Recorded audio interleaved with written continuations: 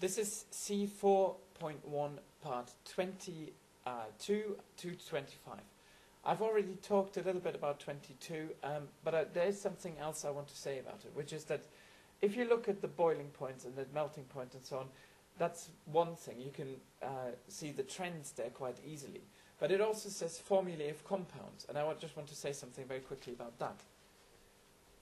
If you have any compound, any halogen-containing compound, for example, calcium fluoride, then you can substitute in that compound the halogen for any other halogen, and the formula will remain the same.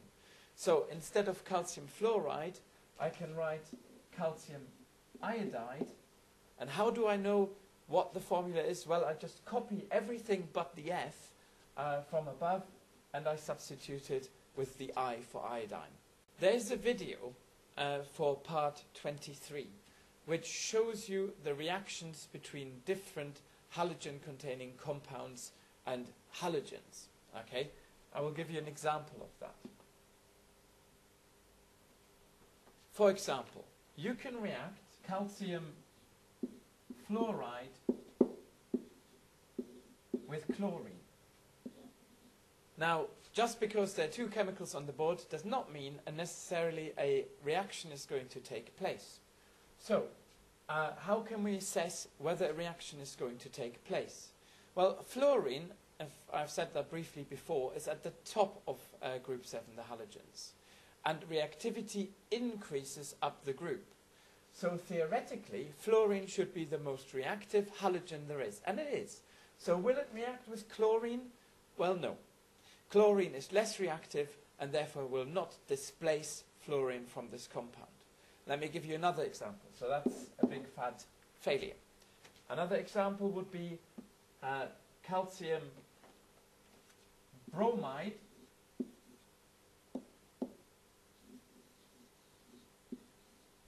and chlorine. Calcium bromide. Bromide is further down in the periodic table. It is therefore less reactive than chlorine, so therefore chlorine should replace it. The result should be calcium chloride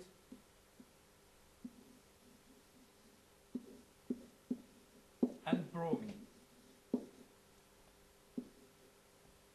which it is.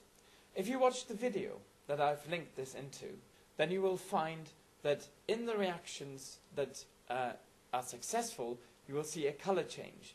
The reactions that are unsuccessful, there's no color change. If there is a color change, then a more reactive halogen will have displaced a less reactive one.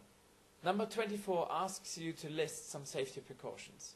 Now for fluorine and chlorine, because they are gases, if you handle them, obviously you have to do the work in a fume hood. It would be good if you had a respirator. That's number 25.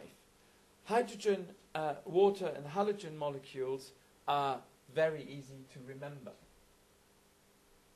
Hydrogen is just H2. So the chemical name of it is hydrogen. The formula is H2. Remember, all the gaseous elements go around in pairs, apart from the noble gases in group 0, but we don't have to really deal with them. Water is simply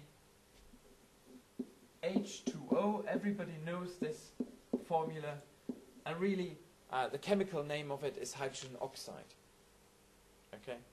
Halogen molecules, in their elements, we've already dealt with them really, can be abbreviated as X2, where X can be any halogen. So F2 is fluorine, Cl2 is chlorine, Br2 is bromine, I2 is iodine, and astatine 2 is astatine.